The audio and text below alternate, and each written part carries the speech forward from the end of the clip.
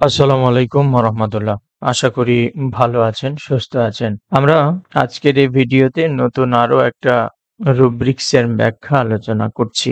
সঙ্গেই থাকবেন, উপকৃত হবেন। আজকের কমপ্লিট রেপার্টরি থেকে দেখবেন মাইন্ড চ্যাপ্টারে একটা রুব্রিক্স আছে, abdominal complaints with. Abdominal complaints with, abdomen হচ্ছে একটা পার্টিকুলার পয়েন্ট। তো সেইখানের সে পার্টিকুলার পয়েন্ট আবার মাইন্ডের মধ্যে ঢোকালো কেন, এই হচ্ছে কথা। অ্যাবডোমিনাল কমপ্লেন্টস উইথ, এটা মানসিক শারীরিক সমন্বিত একটা রুব্রিক্স।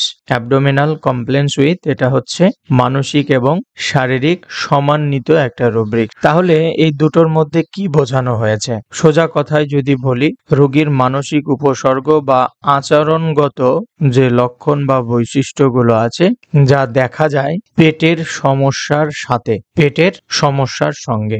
খুব কঠিন রুব্রিক্স না, ব্যবহার করতে পারেন বা অনেকে বুঝতে পারেন, কিন্তু যারা বুঝতে পারেন না তাদের জন্য আমি মেডিসিন সহ রুব্রিক্স গুলোকে আলোচনা করে দিচ্ছি আর কি। উদাহরণস্বরূপ কি বলা যায়, ধরেন কোনো একজন রোগী আপনার কাছে এসছে পেটের ব্যথা নিয়ে। আপনি অবজারভেশনে দেখছেন তার পেটের ব্যথা আছে, তার সঙ্গে তার মধ্যে হতাশা এবং বিরক্ত ভাব দেখা যাচ্ছে। বলবেন পেটের ব্যথা তো এটা মারাত্মক ব্যথা, হতাশা এবং বিরক্ত ভাব আসাটাই স্বাভাবিক। কিন্তু পেটের ব্যথা, এটা আপনি যেহেতু ডাক্তার, আপনার কাছে অস্বাভাবিক মনে হলেও একজন সাধারণ মানুষের কাছে কিন্তু এটা স্বাভাবিক। তারা নিজেরাই ডাক্তারি করে একটা গ্যাসের ওষুধ কিনে খেয়ে নিতে পারে। গতকালকে যেমন একটা রোগী এসেছিল কোনো এক জেলা থেকে, সে কথায় কথায় নাক্স, কার্বোভেজ এগুলো খেতে পারে, কিন্তু আমি লক্ষণ যখন নিলাম দেখলাম যে ওগুলোর মধ্যে ও নাই। ওর যে ওষুধ ও খায় না সেখানে গিয়ে ও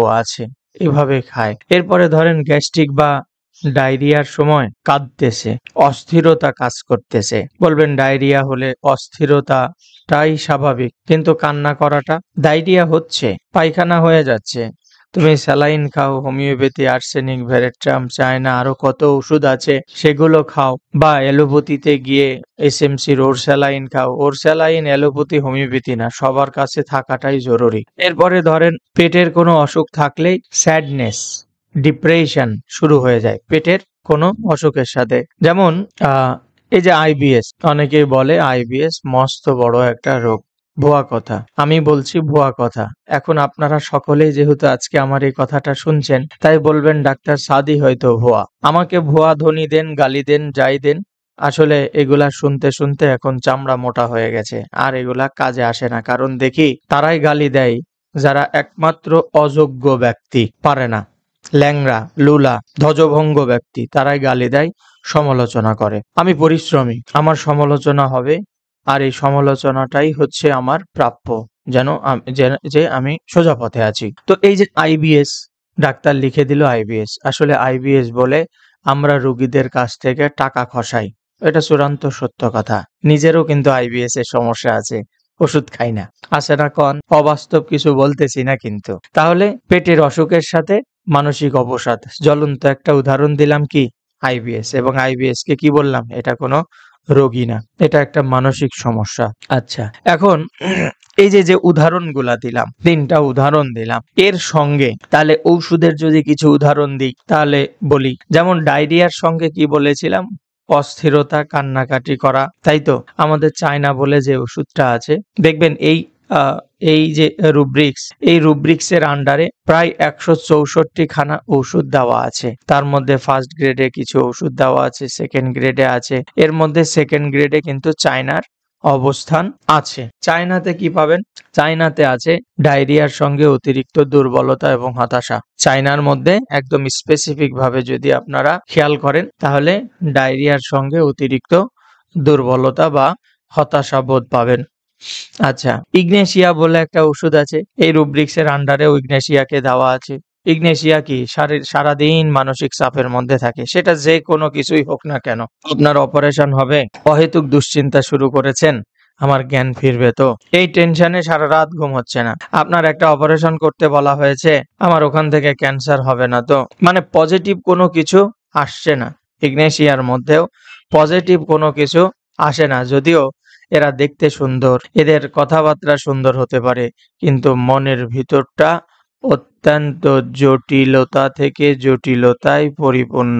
ইগনেশিয়া, পেটে গ্যাস, সবসময় দম বন্ধ বন্ধ ভাব। কদিন আগে একটা রোগী বলছিল, আমি যদিও ইগনেশিয়ায় প্রেসক্রিপশন করেছিলাম কিন্তু কিনে নিয়ে এসে খাইনি, না খেয়ে বলছে যে আমার দম বন্ধ হয়ে যাচ্ছে, ঘরের মধ্যে থাকতে পারতেছি না, আমি কি করব। তো এগুলো ইগনেশিয়া পালসিটিলার মতো সহ আরো অনেকগুলো ওষুধে আছে, কিন্তু প্রত্যেকটা ওষুধের পেছনে কি আছে, কারণ আছে। তারপরে হচ্ছে উদাহরণ হিসাবে যদি বলা যায়, পেটের গন্ডগোলের সঙ্গে অস্থিরতা বা অন্যান্য কোনো সমস্যা, পালসিটিলা বলে একটা ওষুধ আছে। বদহজম বা পেটের অসুস্থতার সঙ্গে কান্নাকাটি করতেছে, অত্যন্ত সেনসিটিভ হয়ে যাচ্ছে।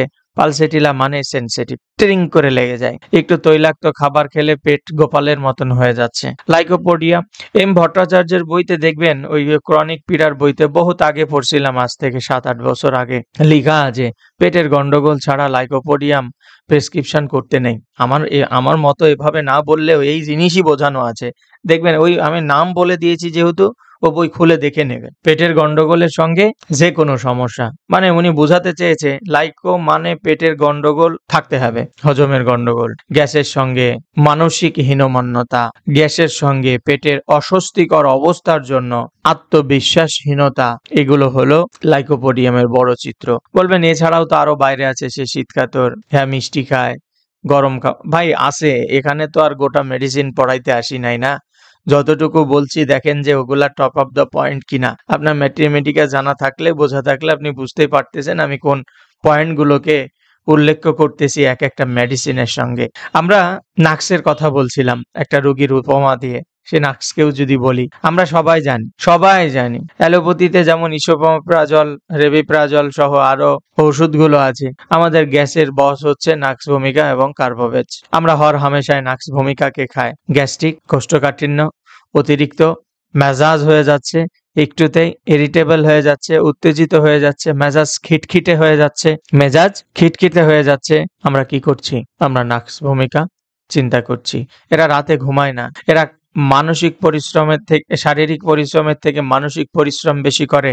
এমন পরিশ্রম করে, ভাবতে ভাবতে এক রাতে সে দুবাইয়ের কি হয়ে যায়, প্রিন্স সেজে যায়। কিন্তু যেই ঘরে বসে ভাবছে, ওই ঘরটা কিন্তু একটা টিনের চালা। আমি টিনের চালাকে অসম্মান করছি না, ওটা আমার বেশ ভালো লাগে। তো এই হচ্ছে এই মাইন্ডের কমপ্লিট রেপার্টরি থেকে অ্যাবডোমিনাল কমপ্লেন্স উইথ রুব্রিক্সের ব্যাখ্যা। এই রুব্রিক্সটা ব্যবহারের সময়, সব সময়ের জন্য, ব্যবহারের ক্ষেত্রে সব সময়ের জন্য লক্ষ্য রাখবেন রোগীর মন এবং শরীরের উপসর্গ একসাথে চলতেছে কিনা। আমি যে উপমাগুলা দিলাম, উদাহরণগুলো দিলাম, পুনরায় আবার শোনেন, দেখেন রোগীর শারীরিক এবং মানসিক লক্ষণগুলো, উপসর্গগুলো একই সাথে, একই গতিতে, একই লাইনে চলতেছে। যদি এরকম দেখা যায়, রোগীর পেটের সমস্যা হলেই মনের সমস্যা হয়, মানসিক বিপর্যস্ত, অস্থিরতা, অস্থির ভাব দেখা দেয়, তাহলে উক্ত রোগীর জন্য অ্যাবডোমিনাল কমপ্লেন্স উইথ এই রুব্রিক্সটাই একমাত্র রুব্রিক্স। আশা করি ভালো লাগলো। আমি লক্ষ্য করেছি রেপার্টরির বহু ক্লাস হয়, বড় বড় অনেক ওস্তাদ আছে বাংলাদেশে, কিন্তু এভাবে রুব্রিক্স ধরে কোনো কোর্স বা কোনো কিছু হয় না। আসলেও ধৈর্যের বিষয়। এভাবে এক একটা রুব্রিক্স পড়তে বেশ সময় লাগে, আলোচনা করতে, ব্যাখ্যা করতে বেশ সময় লাগে। এই ভিডিওটাই প্রায় 10 মিনিটের উপরে চলে গেছে। একটা রুব্রিক্স যদি 10 মিনিট হয়, তাহলে 1 ঘন্টায় 6টা হবে, শুধু 6 10 60, 6টা রুব্রিক্স হবে। কারই বা এত ধৈর্য আছে, শেখারই বা কি প্রয়োজন? তাই আমি উদ্যোগ নিয়েছি, কোনো কোর্স না, আমি যখনই সময় পাবো একটা করে রুব্রিক্স আপনাদের জন্য এভাবে অনলাইনে প্রকাশ করব। আপনারা দেখবেন, শুনবেন, শেয়ার করবেন এবং সব সময়ের জন্য লক্ষ্য রাখবেন রুব্রিক্সগুলো আমি প্র্যাকটিক্যাল জীবন থেকে বলছি কিনা। আমি এমনভাবেই প্রত্যেকটা রুব্রিক্সের অর্থ আল্লাহ আমাকে শিখিয়েছে কোনো একজন স্যারের মাধ্যম দিয়ে, যে আমাকে প্র্যাকটিক্যাল মুখী শিখিয়েছে। আর এর একটা থিম আছে, সেটা ধরতে পারলে সবসময় রুব্রিক্সগুলোকে প্র্যাকটিক্যাল মুখী দেখানো যায়, ব্যবহার করা যায়। থাকবেন সঙ্গে। রেপার্টরির পাতাটা প্রতিদিন উল্টাবেন, প্রতিদিন দেখবেন, প্রতিদিন উল্টাবেন। ব্যাখ্যা, যারা বাংলা রেপার্টরি পড়েন আছে, ওই ব্যাখ্যাই শুধু ব্যাখ্যা না, ব্যাখ্যাগুলো হওয়া উচিত ছিল আমি যেভাবে বলছি এইভাবে। আমার সাথে লেগে থাকেন। আপনাদের আগ্রহ এবং অনুপ্রেরণা পেলে ইনশাআল্লাহ কমপ্লিট রেপার্টরিতে মাইন্ডের যতগুলো রুব্রিক্স আছে, রুব্রিক্স, অনলি রুব্রিক্স, রুব্রিক্স বুঝলে সাব রুব্রিক্স, বোঝাটা কি ইজি, আমি আপনাদেরকে করে দেব, কথা দিচ্ছি। আল্লাহ হাফেজ।